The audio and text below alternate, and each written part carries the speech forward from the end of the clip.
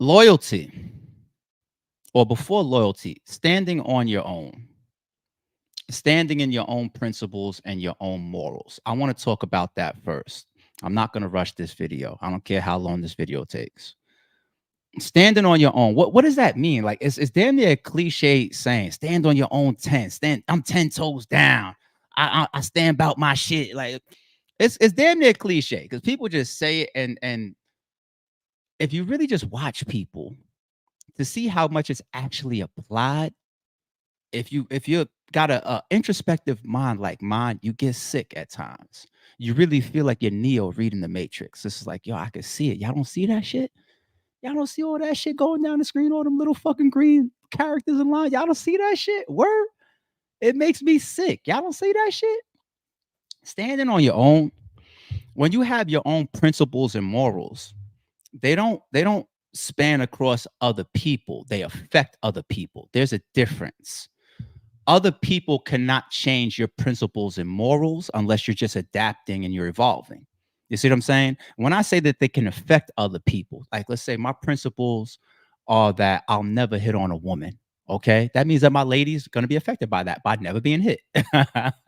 Right. The effect carries on. Okay. But I don't expect everybody to carry the same morals as me, which is why I'm very confident sitting in my own principles and morals. And sometimes you get comfortable even befriending or being around other people that don't have the same morals or principles as you. How many of y'all have friends or even family and there's just shit about them that you just be like, yo, I'm not on that, or I would never do that, or I don't live like that, or I don't think like that, I don't move like that, but that's my nigga, or that's my homie, or that's my brother, or that's my sister, right? Actually, that's more of a solid person. That's more of like a rare breed type of position where you're like, whatever, even the people that's close to me is on, I'm on my own shit first. Okay. I'm on my own shit first. And when you start mixing loyalty into that, you'd be surprised how much that creates friction. Okay. Leaders, alphas, people of strong morals and principles, they collide a lot. Could take it to fucking Mother Nature. You're gonna go see the kings of the jungles fighting all the damn time. They collide a lot. Want to know why? Because I'm not such that type of person isn't so weak, so moldable, so in flight that they change based on and adapt based on whatever other people is doing and what's going on around them. That their principles, their morals, and their decisions just change. 1 minute I'm on this. Oh, this is going on over here, so I'm on that now. Right? There's a lot of people like that in the world. And that to me is also like a false form of loyalty. Okay. This is where principles and morals sometimes collide with loyalty. Okay. Let me give you an example of loyalty as I see it, because people's definitions of loyalty, they change so fucking much. Everybody thinks that to be loyal to somebody, you just got to make the other person happy. Like that's like one of the key elements of loyalty. If I'm doing something that you don't agree with, then I'm not being loyal to you. Get the fuck out of here. That's not what loyalty is based in. Okay. I can really break down loyalty to y'all and I can give y'all a million stories and a million examples about them. But I want to talk about an element of survival. I want to talk about an element of success. I want to talk about an element of progression. If you are true to somebody's progression, somebody's success, somebody's growth, somebody's happiness, catering to what somebody wants, you're giving them loyalty. Okay. Even if it is at your expense. People forget the word loyalty comes with things being at your expense. The word loyalty comes with sacrifice. In both directions. The moment that you cannot receive back the same type of sacrifice that you're willing to give somebody, the loyalty is not equal, right? It's broken to a degree. But that's what comes with loyalty. For example, if I'm loyal to Rosenberg Raw, right? Then those elements that I spoke about come with it. I'm loyal to your success. I'm loyal to your happiness. I'm loyal to what makes you comfortable. I'm loyal to you're moving up in the world, moving up in life. That comes with money. Okay. I will never have amongst my principles and my morals that if somebody is very, very happy about going towards something or wants to do something, especially if it's a part of their livelihood and their livelihood is tied to their family, I would never want to embed my personal interests into that move. This is like man principle, moral, character shit that is of my cloth. It's never going to change. Y'all know I have a reputation of like never blocking battles and stopping people's bags or whatever. It doesn't come from battle rap politics.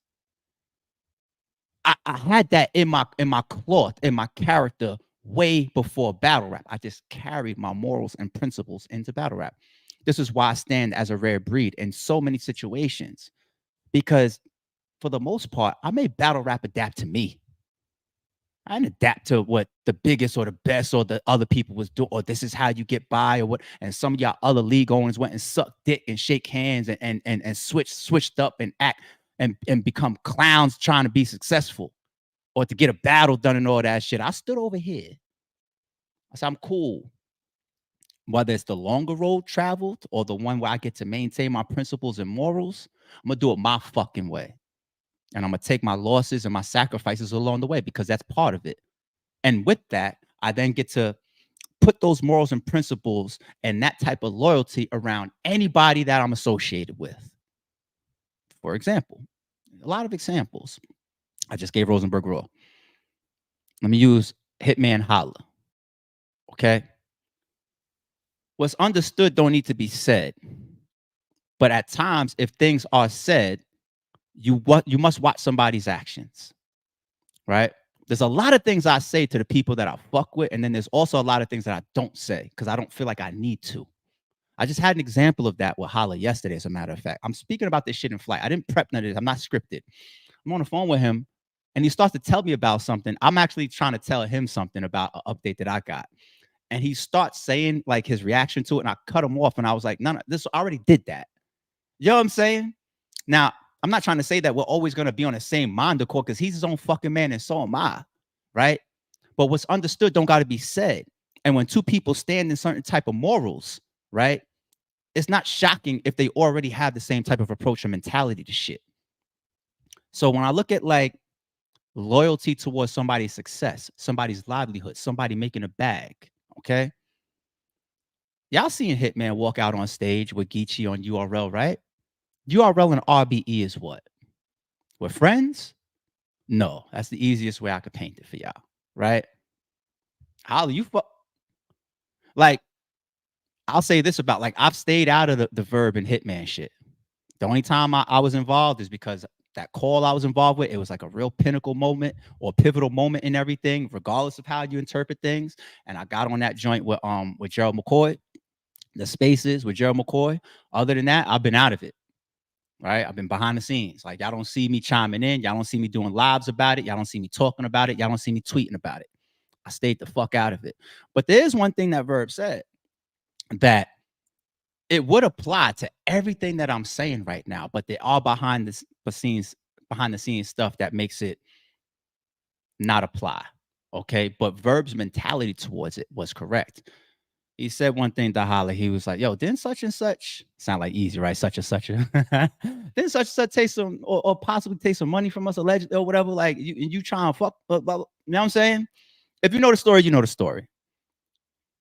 If behind the scenes, I wasn't applying my type of loyalty of get your bag, get your money, et cetera, to Holla, Verb would be spot fucking on there. And I shouldn't have to say that to somebody that fucks with me. And here's how you identify it, right? This is why Verb is right in the statement and that principle, but Holla is right still in his action of trying to go and get that bag when he was trying to get him versus Mook on a different platform. Here's why. What's understood, once again, don't need to be said. I'm gonna be very consistent in all of this just coming together to make the same point.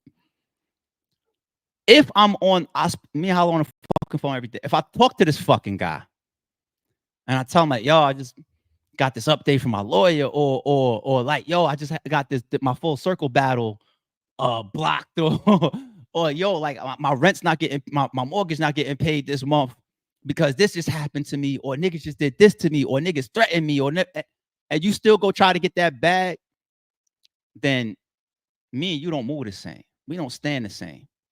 And I'm gonna go all the way over here then. But that's not the actions that he see from me. You know what he see from me? He see from me trying to help him negotiate.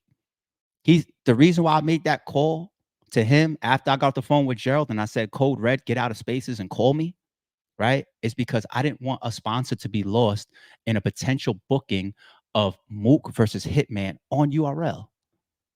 So what am I showing? What's my action showing?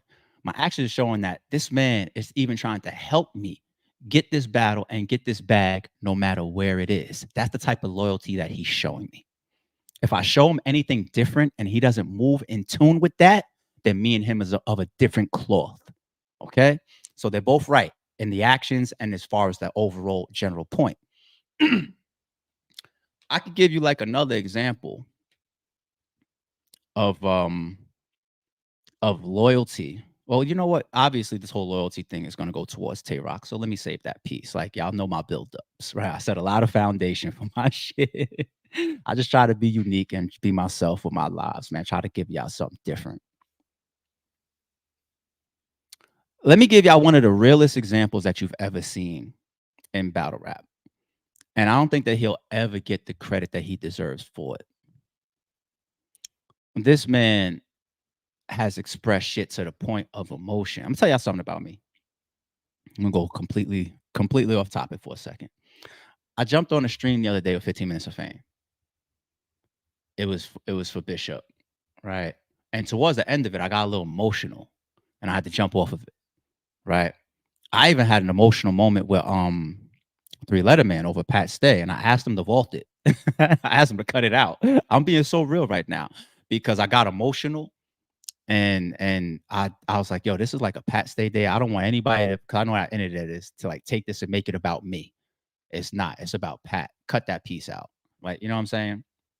I'm not scared to show my emotions. Those around me see my emotions. I get it from my father. It's weird. As much of an alpha as I am, there's just certain shit in this world that just triggers my emotions and makes me feel like, damn, like water my eyes up and shit like that. Like I hate burning houses. I hate people losing their houses to fire. Like there's just something about that that just makes me so sympathetic, right? I hate cancer. I'm very emotionally attached to cancer. That shit will whale my eyes up in a second. Like I'm keeping it 1,000. I have an emotional, like sensitive tie towards a man being able to provide for his children. This is how this always came to my mind right now. Like it's glass in my eyes right now a little bit. I'm being so real with y'all. I'll keep it real. And I'm talking about one of the realest examples in battle rap that you guys will never give enough credit to because you guys don't see it. K-Shine. I know nobody expected me to say that. K-Shine. So real that I'm still watching just to see if the casino effect is going to slap him. I'm going to tell you what I mean by the casino effect in a second. The first live that K-Shine, now, of course, I knew behind the scenes stuff prior to that first public situation. I know a lot of stuff behind the scenes, even about that y'all don't know. But the first live that he did, when he's sitting, I think, like in front of like a brick wall or brick house, he's wearing like a purple and like a yellow jersey or something like that. That first live is the one, I think he said something that just jumped off the page to me. He said, I did Christmas out the mud. This is a father with children. What he's doing right there is, whether you catch it or not, he's bleeding out. He's telling y'all, like, I'm struggling to give my kids and my family the Christmas that they deserve because of the situation that I'm in and the position that I'm standing on. Right? He said something similar to that again recently in an interview. He said, I lost everything, right? He said he lost cars, he lost cribs, he lost friends. That came along with standing on his two. It's one of the realest situations y'all have ever seen in battle rap. And I don't even think that y'all are realizing. It's not about who's right or who's wrong. K Shine versus URL. It's not about who's right or who's wrong. It's just about watching a man say, I feel like this is wrong. I stand here and I'm not doing an about face. You could offer me money. You could offer me views. You could offer me opportunity. Instead, what I'm going to do is I'm going to sacrifice. I'm going to do Christmas out the mud. I might lose my car. I might lose some friends along the way, but I'm going to fucking stand right here. I've watched it play out for years now. Just seeing, just because of the type of nigga I am. I swear to God, y'all can't really read me and where I come from and who I really am. I know I can't. I'm telling y'all, I'm such the fucking wolf in sheep's clothes. I will watch you for years to peep your movements. You know, I get on the phone with you and I got very, very good vernacular in the way I talk and shit. You might think I graduated from fucking Harvard. You know what I'm saying? But I might got more F's on my shit than y'all think is. like, like I swear to God, I just be reading. I just be reading. And it's a very, very strong position. I just know that there's a handful of motherfuckers in this culture, in this industry that would ever do what K-Shine did. Ever. Right or wrong. Ever. Christmas out the mud. A lot of people would have folded. That's what I mean by the casino effect. The casino effect is the reason why the casino, you know, you walk into one and the temperature's perfectly perfect and it makes you comfortable. Waitresses walking around trying to give you complimentary drinks. There's no clocks on the wall. There's no windows to show you whether it's like, oh, you've been here for 8 hours. It didn't got dark outside, you idiot, time to get up and leave.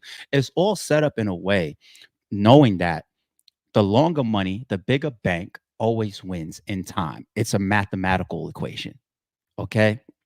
If I have $1 million on the floor to gamble with, and you have $100 on the floor, even if you got the hot hand, eventually in time, if you play long enough, because I have enough money to withstand my losses and eventually get some odds back on my side to take your money.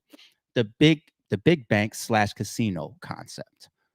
Now, when the big bank or the big or the casino, i.e., league, keep up with me, has 20 times more money than you, I could activate my petty. I could sit on the sideline and say, you need me more than I need you financially. I'm gonna sit here. I'm gonna wait for you to come back. I'm gonna wait for you to have to do Christmas out the mud. I'm gonna wait for you to fall off. I'm gonna wait for you to go broke. And eventually you're gonna come back. There don't be a comeback because motherfuckers is just, oh, you know what? We finally after 2 years realized or a year that I was really wrong in the scenario. It don't be that. It'd be like, yo, like the well ran a little dry and I kind of need you and you don't mind from a business standpoint. And, yeah, mark me out. Okay, what you want? A public apology? Bet. I got you. You know what I'm saying? Like niggas be marking themselves out and money runs the world and money is keeping rules over niggas' heads and clothes on niggas' backs. So now we talk about loyalty and standing on your 1-2. These two sides of the equation. Standing how you stand on your morals and principles and loyalty. And at certain times, does that mesh properly or not? Okay. Let's go to Tay Roc. Tay Roc, the perception outside looking in is like similar to Surf, like the URL baby, the person that will always do right by URL. I'm loyal, I'm loyal, I'm loyal, I'm loyal, I'm loyal, right? And I'll probably wait till Surf gets home to say what I really want to say on this topic because I'd rather him be here to defend himself, right? About the real of some of these loyalties. You know, I said it before, I'll say it again. I stole it from Chris Rock, man. A man is as loyal as his opportunities or his options, right? He's as loyal as his options, right? In many scenarios, he's as loyal as his options, right? But I get it. Niggas could have built strong friendships along the way. Niggas could have looked out for each other along the way. Niggas could have made them favors and them calls like, yo, man, I'm not booked this month, but I need some. I here, hold this or whatever. Niggas be in hospital situations and get hospital bills paid. Niggas be in jail and get bail money paid. I've been there. I've been a part of all that. I done paid rents. That's one of the reasons why Adi Boom in the early years gravitated towards me, because even though he was talking to somebody from another company and he made his decision, I'm gonna go over here instead, right? This is a true story. I was like, all right, cool, do your thing. And then y'all saw JC versus Saya pop up. That's why at the end of the footage, Adi Boom walks out on stage and me and him do the fake little beef freestyle at each other. If you really know your battle rap history, this is all the way like 10 years ago I'm talking about, okay? He made his decision, but then he got caught up in a financial jam and needed help paying his rent. And the same people that he ran to, I don't know why he didn't ask them, but he came back to me. And even though you're not doing nothing for me business wise, you're not battling. I helped him, threw him a little something. I helped him, and that right there for him was like a light bulb. And I wasn't trying to purchase nothing. I was within my own morals and principles. Hold this, youngin. It was a light bulb for him. Like, you know what? I got to stay closer to this type of guy. It's not just business with him. You know what I'm saying? These are all factual stories, all true stories. I probably got receipts on all of this shit. You know what I'm saying? But going back to Tay Roc, there could be personal shit that didn't happen that makes that creates that type of loyalty and that type of bond and this much amount of time that's passing. But I started out this video talking about loyalty in the other direction as well when it comes to somebody's opportunity, somebody's success, somebody's livelihood, somebody's money. Okay. Eazy said on a recent live, he said, a lot of these niggas don't got it like you think that they do. That's very, very true.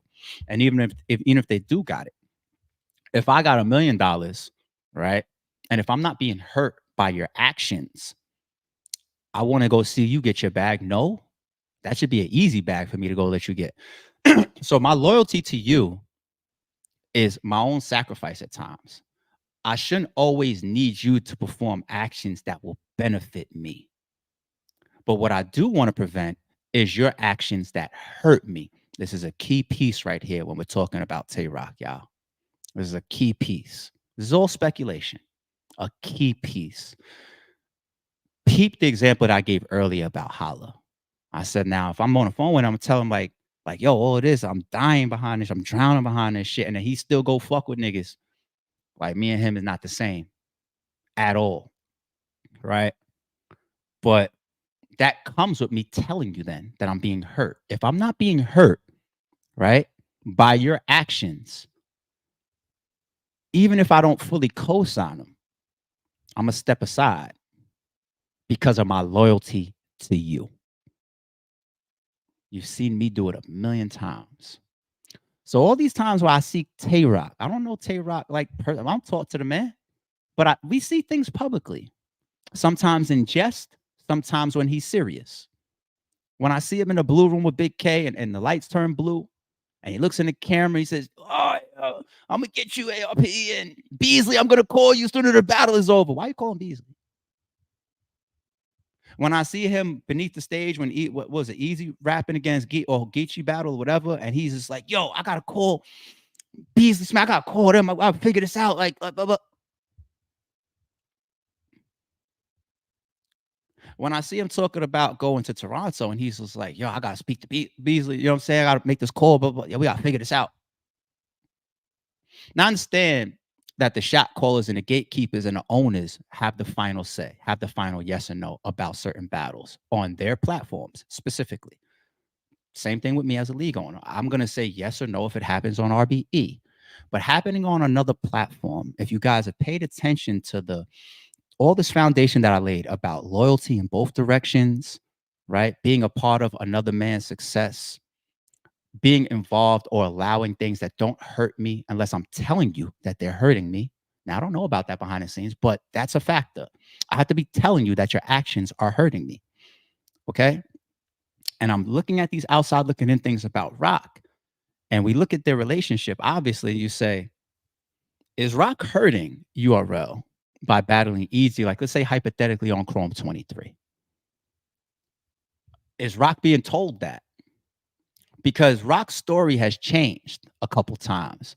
I see one video clip that people highlight and point out where he's saying, "I don't want to battle him. Like I don't need him, or he don't, or whatever." Or it's more personal based. Then I see like a battle rap side of an answer. Then I seen another one that's tied to I got to make these phone calls. I see another point where it's about the bag, if the money is right. That's one thing within itself. The moment money can change a decision, right? I Lord of Ring, Sauron, I say it a lot in my lives. I go boop, and I go, hmm. It's like a ding, right? Rock did that before. He could have been half joking. All right, I'll give some leeway. When RBE was just dominating 2023, and the blue room was through the roof, and everybody wanted to be on the blue room, I watched a couple rappers come down a little bit in their energy and the way they talk towards RBE. Certain people that would go from fuck RBE were being more they're being nicer in our direction. Okay. And I've seen that in many over many years. It's up and down with how hot your league and your platform is, and people will treat you accordingly because you become something that is preferable, right? Some of the phone calls I had with some of your greats talking about some of these other platforms, I'll never let go because it shows me the truth about when this carrot is dangled in front of the turtle, he's going to walk in that direction. Okay. Your favorites, the people that y'all get on y'all fucking knees for and suck dick for. They done some slime ball greasy shit behind the scenes when it comes to morals and principles. When you swear they're loyal. But anyway, I'll save it. So I seen that even in RBE's direction. Like last year, he got an interview and they asked him about battling in a blue room, battling on RBE or battling on Max out or something like that. And Rock's answer was like, yo, it gotta be a big bag. Like, ding, don't ever mention money. Not Rock, anybody. Like I'm talking in general now. Don't ever mention money about something that's tied to pure principles. You can't pay me to do certain things in battle rap. I don't care about a battle that I can book now. I don't care about a card that I can do now. I don't care about a collaboration event that'll crack the internet. I don't care about a pay-per-view that'll go through the roof in certain circumstances. Money can, I swear to God, I wish the situation could really happen so I could just show y'all and just do some rare breed shit that's tied on my legacy and let the world talk about it forever. I really wish there was a scenario where somebody could walk into a room and say, here, $10 million on the floor. All you got to do is sign a contract to do this collaboration event, and this $10 million is yours. And I would want the world, the pay-per-view to be running on me just so I could say, I can't do it because I got to look in that fucking mirror for the rest of my life until I'm put 6 feet deep. I got to look in that mirror. I got to look at myself. And I've been telling myself, I've been believing in myself. I've been fighting a certain type of fight. I've been putting out certain energy. I've been teaching people a certain thing. I've been spreading a certain message to the young and all types of shit. And then I 180 from that. How the fuck do I look at that person in the mirror after that for the remainder of my life? That's worth more to me than that $10 million. And I know a lot of y'all not cut like that. This is how the world gets snitches, you know, because when I've been there, it's like y'all talk that shit. I've sat in front of that detective and let him ask me, yo, where did that come from? Shot there, am I lying? He was at the fucking room next to me getting interrogated. You know what I'm saying? Like I wish that I could show y'all. And I know it's so fucking rare. I know it's rare. I know if you put 1,000 people in a room, only like 3 or 4 of them could really do that or would do that. You know what I'm saying? So the loyalty of that, going back to now Rock, I would be curious, like, are you being hurt? Or is URL being hurt? Because I'm just gonna make a guess now. I don't know this to be a fact. It's just a guess. If we've heard Rock say things about I gotta speak to such and such, or you know, if the bag is right, right? Something behind the scenes had to have changed. If you're gonna, it just seems odd, right? And we know about these situations a million times. I've been involved in them. Motherfuckers that tell me your biggest rappers in the game that y'all idolize. Well, yo, give me a second. Let me call. On many, many occasions, let me call. Let me just make sure that niggas won't be mad at me or nothing. And I'll be like, all right, call me back in 10 minutes. Go get permission or whatever. Go get your permission slip. Go get your trip slip. It don't niggas don't be under no contract or nothing. Niggas just don't want to ruffle no feathers because that's the energy that they get. The energy that they get is like, yo, go over there, stay over there. Or like, nah, don't. And I just don't understand how that loyalty is then bi-directional. Because if I got a million and you're not hurting me with your actions, I shouldn't have a problem with you go pick up your 50. Your 50. This is all relevant. And these are all tied to actual real scenarios that have happened in battle rap, and y'all watch them come and go. And I don't think y'all put the puzzle together. So I would love to see Tay Roc not only get a cosign, but get pushed from the people that he fucks with the most to say, go get that guy, go get Eazy, go battle him, go get that bag.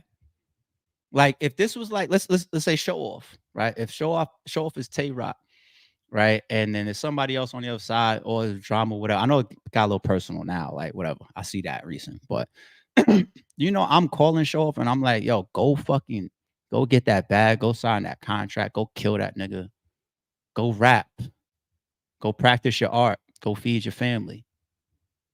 You know what I'm saying? Like, you can't convince me that the biggest leagues get hurt by some of these battles happening if there's real loyalty. Because what happens is you just go and time will heal anything. I don't you got rappers that'll lose. You just put them in the right circumstance or wait the right amount of time and they'll be right back on. Like, so what am I worried about? Am I worried about business? Like you'll go and you'll lose, and then I can't leverage you to maximize how much money I would make off of you within 3 months because you just lost. So then that becomes me being selfish because you went and picked up a bag. You might have lost, but I don't want you to hurt my money. So my loyalty is more to me than it is to you. There's got to be common grounds in these situations of people that's not under these exclusive contracts moving around and getting these bags that they earned that they deserve. Because as much as some people's going to interpret this as a going at Rock thing, right? This is actually advocating for the man to go get his money and all these different. It's one of the biggest. It's the top 5 biggest battles that people want to see right now. Tay Roc versus Eazy The Block Captain. It's top 5. It is top fucking 5. It's Hitman and Mook. That's not booked. It's Hitman and Mook. It's Lux and Daylight. It's maybe Cassidy and Rex. It's what else is left? It's Mook and Surf. It's Tay Roc and Eazy. It's Eazy and Mook maybe. What else? What else? What else? What else? What else? Big K and Eazy is not as big as the ones I just said, but that's one of them. You get my drift. You get my drift. Well, I'm already starting to go blank freestyling this shit, and I'm under 10. You know what I'm saying? So it's just something that I've watched for years, man. And when people say the politics, a lot of what I'm saying in this video is of that. Not everything is meant to happen from a business standpoint. I'm not stupid. Okay, I get it, right? But when I don't see that clear path towards something or some business being hurt, then you got to equate it to it being personal. And when it's personal, I'd be curious of, is there loyalty being equated there? Is it one directional loyalty? Is it petty? Right? Is it somebody playing casino? Like, what is it about? I saw Chris say that. He's like, niggas just waiting for their, to run out, the water to run out or cut the water off. It's a similar principle to the casino concept that I gave, right? Similar concept. Along the way, you see innocent bystanders getting pulled in. I saw that. Like I said, niggas put that shit on the shade room. You know what I'm saying? I don't understand why that person gets mentioned and that person is a possible bridge slash plug slash bag. Like be careful running that bridge, speaking on somebody that's not involved especially in a manner that involves something that can possibly go into that person's household. Like, oh, and maybe it happened on both sides. I see Easy saying some things about somebody's girl. I don't know if that's something that happened earlier and that's still in the air and it's like fair game. Somebody feels. I don't know because there's probably a timeline of who did what and when. You know what I'm saying? Who knows, man? Who knows? Who knows? Definitely some possible innocent bystanders in there. But in battle rap, when we see people cut cameras on, when we see people tweet, when we see the blogs go up and the spaces and it becoming the topic, that's when it's just like, yo, y'all are doing all of this. Get the bag off of it. It's one of the biggest battles right now. And people should be co-signing that, in my opinion. Or maybe it's just me.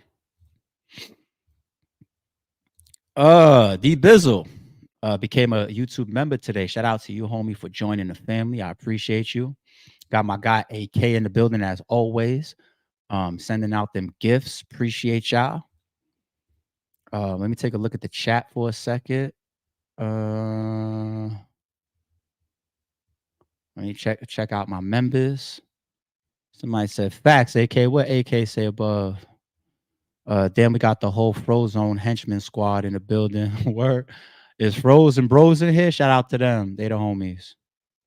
They the homies. K and Av is one of them. K and Av came down slightly because a little bit of camaraderie has been built between them since then. Like you see Av standing behind K in the Mook battle. You know what I'm saying? And they don't have that same energy that I thought that they had as far as like fuck you, no fuck you. I think they got a little cooler. Doesn't mean that they're not gonna sign that contract and go for blood. But I think the grudge element has came down a little bit. But it's still something that I want to see. Shout out to K, shout out to Av. It's definitely still something that I want to see. Lux and Hitman, yeah, that's one that's left. Uh Rock is going to 30 easy. I don't believe that. I think Rock is capable of beating anybody, but 30ing another great is just hard for me to just jump on a bandwagon like that. Easy's incredible, man. I just rewatched. I bought the pay per view and I support it, but I just rewatched when it dropped on YouTube the other day. Easy versus Ill Will. Hey, Easy is he's different. I ain't gonna lie, he different. He caught Will, man. I need Will to take that out on somebody. Because Will is the best in the world to me. He gotta take that out on somebody. Like I take that personal. Like nah, Will. Like, and I can't write Will's raps for his next battles. Nah, Will. Like we ain't leaving it like that. Nah. Easy fucking snapped in that battle. It was just like he got quotables. Easy's one of those guys that not a lot of battle rappers could do it. You will leave the battle with quotables, things that you could say weeks or months later. You know how niggas always try to put you on the spot. Well, tell me a bar. Sometimes not fair to do, but I could almost always do that with an easy battle. You know what I'm saying? The ones that definitely come to mind is his ones that diss me. Like, you said even your owner not a rare breed. Yo, you better know. like like Easy be thinking that he's like the first warrior in battle rap. You know who the biggest one of that whole shit is? Is me, nigga. I fought that fight for 10 years, 8 years, 9 years. All right. Chill out. Front line. All right. At a real money exchanging competitive league level. All right. Well, you're doing it now a little bit, and the trenches went through that bullshit, that fuck shit. So you got some of that, but try getting that for like 8 years. All right. I ain't proud of being no top op though. That ain't niggas really be promoting and niggas be having that as they rap names and shit like top op. Like I'm cool. I don't want to be nobody's op, but I shall stand how I stand, and I shall fight the fight if you make me. So Queen T said, "You be there too." See what y'all talking about? Hold on, I'm scrolling up. I'm slow scrolling up. Members, what up? Does battle rap change if the FTC's non-compete ban goes through? I need more homework on that. I need to do more homework on that. Non-compete ban goes through. FTC's non-compete. So when I hear non-compete, um, 98% of these fucking battlers, like they just, once again, they're loyal to the opportunity, right? They don't be as much paperwork on people as you think. Motherfuckers just move like there is. You see what I'm saying? Like you see when Swamp went and battled Aver and he's on Three Letter Man and he said, the Three Letter Man asked him the question, how does URL feel about this? Why does Three Letter Man even ask that question in the first place? You see? So members. Shout out to my mods in the building too. What's good, love? Members. Shout out to my members. Shout out to my members. There's a lot of comments to try to scroll through as would relate to certain points that I was on probably.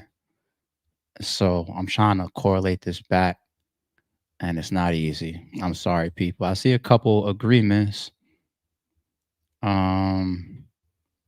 But it's not easy for me to go back to this chat and find shit from each point.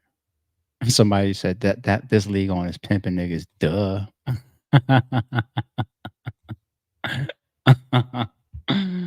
Man, I'll close out with this, man. That's one of the things that I've been adamant about on for years, or adamant with for years, is that the people that put a lot into this game. Like sometimes you got people that ain't move shit, ain't shake shit, ain't alter the timeline, ain't got no classic battles, ain't got no high view battles, ain't do it for 5-10 years at a high level, battle and league, right? And they still think that somebody owes them something. It's like this is still Earth. You gotta earn, you gotta take. This is still Earth. You know what I'm saying? But there's a lot of people that they really put in the work and they made the investment and they made the changes. They made the sacrifices. They gave the fans a lot. They impacted the timeline of battle rap. They are legends. They are goats. And a lot of them, if battle rap stopped today, they wouldn't have anything to show for it with the exception of legacy. And I love legacy. I love legacy. Legacy is one of the biggest things that I pay attention to, even for myself. But when Eazy says on them live, and I said it before, some of your favorites is fucked up. It's not good. It's not good. You know what I'm saying? 3, good morning, my guy. Tune into tonight's live. I'm supposed to have a guest that I think that you're really gonna appreciate. 3. I think that you're really gonna appreciate it. If we could still line up the times that we were saying. I got something scheduled tonight. I'll try to come back. But shout out to 3 Letter and the whole PSA platform and all that. I'll go back, yeah. I'll go back when before 3 Letter had a fucking face. Yeah, when y'all thought that him and Angry Fan was sometimes the same person with their voices and shit. Like one of my first collaborative blogs with bloggers. You see me, you see Jay Black, you see Angry Fan, you see 3 Letter Man. 3 Letter Man just has a picture there. He was like the early Ghostface, man. Everybody was just like, yo, is Ghostface on a run? Like, what's his face? Like, what does he look like? Like, that was 3 Letter Man, early battle rap years. Nobody knew what he looked like. I'll go back there. You know what I'm saying? Y'all remember people like Jemsky TV? Like some of them older bloggers and whatnot, and C City and all that. That's when that's where I come from. Those are that's my class of bloggers, all right? Facebook groups. Nah, y'all wasn't there. The fuck out of here. Lyrically Inclined TV, appreciate the super, says, because of that tweet, the battle that can no longer happen on Chrome 23, where do you think battle rap can happen at? I disagree. I think you have to give Rem more credit than that.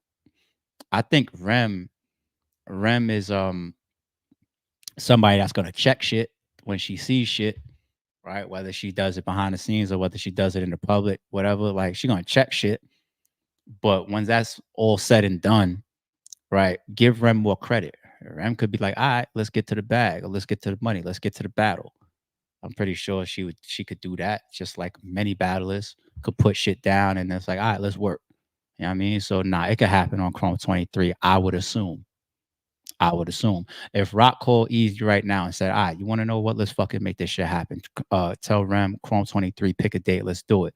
I don't think Rem would be like, "Nope, that tweet." You know what I'm saying? I don't think that. I give her more credit than that. Ruin yours in the building. What's good, homie? RBE, RBE. And I appreciate the super, my guy. Thank you for the support as always. Goated. Ruin your day. Goated, goated, goated, goated, goated, goated. If only if y'all knew behind the scenes how much of an advocate of ruin your day I am. But shout out to Avo and the whole team, man. Rest in peace, Ben. Members, ARP, what are your thoughts on us not having a face off for John versus Cass? Why y'all keep asking me that shit? The last live y'all asked me that shit too. Um, I believe that there's a face off for them happening tonight. Okay, I'm gonna be tuned in. As a matter of fact, all right, I might even come up here on my live after my guest leaves and talk about the face off. So I think that they're doing a face off tonight, but I know y'all talking about the pre-recorded type of face offs. Those are the big face offs. So Hitman versus Cassidy, Mook versus Big K, Ill Will versus Hitman, Hitman versus Easy, Arsenal versus Cassidy. Those, like, I get it. Loaded Lux versus I think Averb. I remember I have a lot of reasons why I know that that was pre-recorded. Oh, I ain't getting in that bag. But I know what y'all are talking about. And I want to talk more about that when the battle is over. I'm going to be here to recap as soon as the battle is over tomorrow night. We're going to go live. We're going to talk about the battle. And I might talk about a little bit more about some of the behind the scenes stuff. I don't know. I know what it is to be an artist, not an artist as if I'm an artist, but I have behind the scenes conversations with artists. So I understand a little bit more at times. And I even had a conversation with Cass, right? So that's not really for the public. Then I also know what it's like to be a league owner, John, right? So I do have a position on that, but right now I want everybody to be focused on supporting that stream tomorrow. Shout out to Cass and John. I'm looking forward, hopefully, to a great battle. You know what I mean? We're gonna be tuned in, and then we might talk a little bit more after the fact, all right, if that's fair. My God, for sure, three, for sure, for sure, for sure, for sure, for sure, for sure, for sure. I got Chris in the building. It says, ARP, if you booked the battle considering how personal it's gotten, would you be worried about the battle complete and Easy versus Tay Roc? Nah.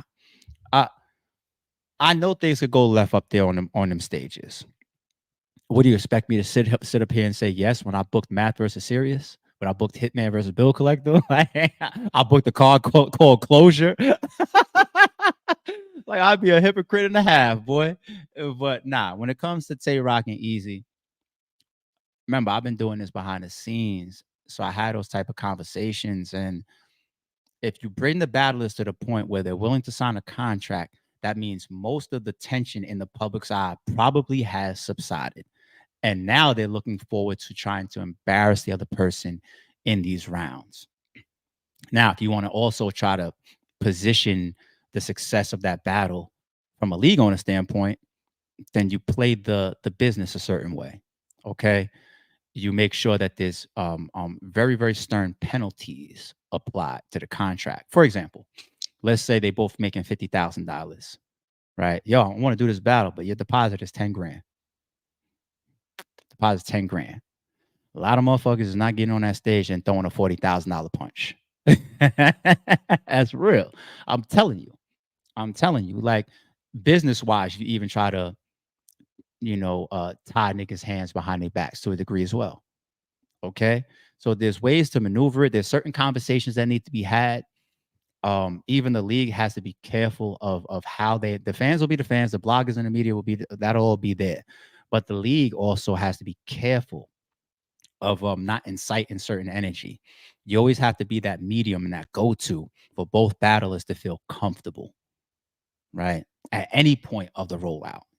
Any point. Yo, this person did. I've been there before where a battler called me and said, yo, I didn't expect for him to say that. Okay, give me a second. And I'll make the call. Right or wrong.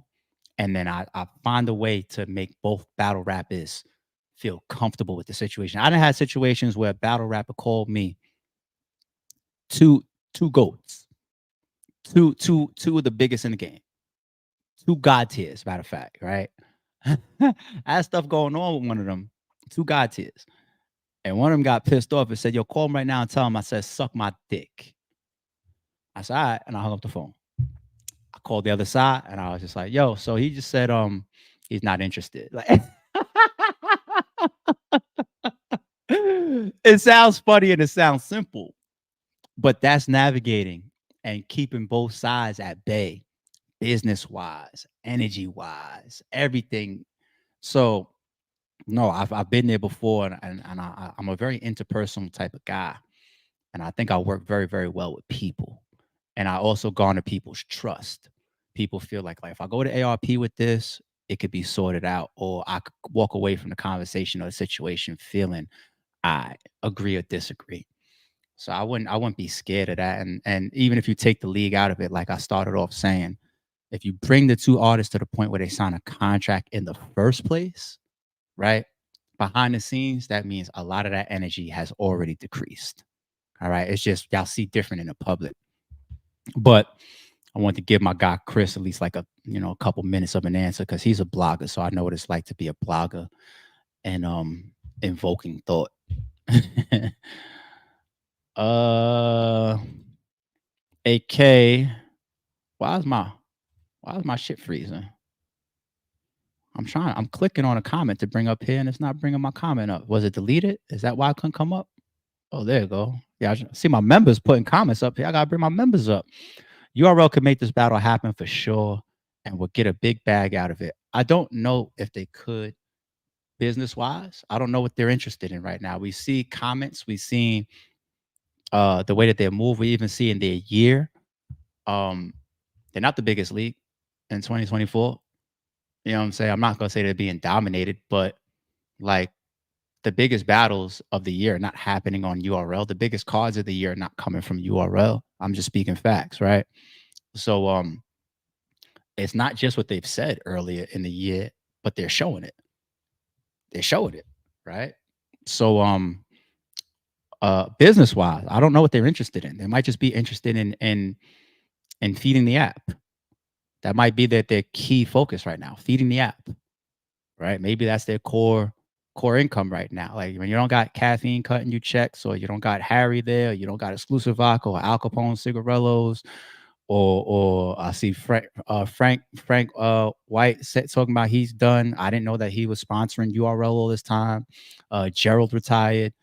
URL has always been big on leveraging other people's money. It's not a diss, it's a fact, right? And we don't necessarily see that right now. And then things decrease. So that's why I always thought it was masking. It's smart masking to say like I'm not interested in high price or big battles.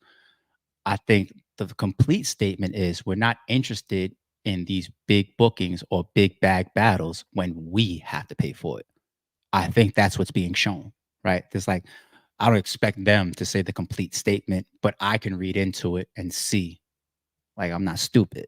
You know what I mean? So I said that to say Tay Roc and Eazy was already, and even right now, has become a more expensive battle.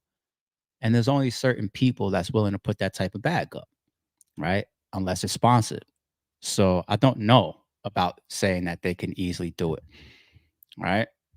I know some other stuff behind the scenes. I may say, "Oh, wow, like I didn't expect that to happen," but it is what it is. Um, that's a whole fact. Talk salute. Well, D Bizzle, I kind of spoke about that throughout the live. Um, I guess if niggas is their own men, then you could just say it's both, right? But I don't know about that. I don't know about that, homie. I think there's based on the things that Rock has said publicly. I think there is other involvement there. I think there is. He's saying things publicly that's like I got ears, like you know what I'm saying. All right, we went live today this morning a little later than usual. I try to be here like 6 o'clock. I think today we started about 7. Yeah, about 7. So an hour later than normal. Um I'm not ready to commit to a time slot, people. I'm not ready to say we here live every day at 6 o'clock because my life and my schedule moves around a lot too. I do want to commit to y'all to being here every day. I do. Well, at least Monday through Friday. My weekends, I don't know. But I at least want to make that commitment Monday through Friday. But the times may change. And one thing I'm going to try to keep an eye on is how much of our members, how much of our mods, and how much of our general subscribers and viewers cater towards different time slots. Like you'd be surprised. As much as I'm trying to fuck with the morning crowd, 6 o'clock in the morning, my YouTube analytics say that I need to be on in the night. It's saying that like 30%, 20% of our subscribers and viewership of this channel, the analytics show that they're on in the evenings. They're not here in the morning at 6 o'clock. That's another reason why I've always maintained my humility in it and said, like, yo, if we here with 100 people or 200 people in the mornings, it's all good. That's what my analytics is showing me anyway. Right. But if I'm going live at 7 o'clock, 8 o'clock, 9 o'clock at night, and we got more of our members and more of our subscribers and more of our core fans, you know, the mods and everybody's in the building, then like that's when I should be more, right? So I'm trying to figure out when I'm gonna be live more. You're gonna see me at all different times of the day, but I gotta figure out what time I'm gonna be able to focus at the most. Like let's say 80% of the time, will I be on in the morning? 80% of the time, will I be on in the afternoons? 80% of the time, will I be on in the early evenings? I'm figuring that out still, people, but we are committed to the Sorry It's True podcast. I'm in a fucking zone with this shit. The growth and the subscribers that I've seen come to the channel, like almost an additional 2,000 subscribers, or like 1.7. It said like the other day I looked at an analytic over like the last 28 days or something like that. That's a lot to me because those are people that's coming just for the podcast. It's not coming from battle rap, right? And I'm seeing the videos that they subscribe off of. That means a lot to me. There's a lot of channels. There's a big percentage of YouTube channels that never even cross 5,000 subscribers total. For me to like in like less than a month get almost 2,000 subscribers from podcasting, that shows that we are brick by brick. Y'all know my motto. 2-3 years from now, who knows what this will be? And I'm here for it. I'm here for it. I'm here for the investment of time, blood, sweat, and tears, y'all. All right. So I appreciate y'all. Y'all enjoy y'all Friday. Y'all enjoy y'all morning. I plan on being back here this evening for either one or two things. One, I have a guest possibly that I have a lot of admiration for. And also I want to also talk about the Cassidy and John face off, right? Based on how that goes tonight. So if I could do both in one live, that'd be dope. We'll see how timing works out. I don't know what time that Cassidy and John face off is gonna start. Shit's be like events sometimes. Be like, yo, stream starts at 7. Fucking face off might not go on until 10 o'clock. I don't know. Maybe I'll do 3 streams. I don't know. Good morning, y'all. I'll be back though today. Y'all will see me again. I appreciate y'all.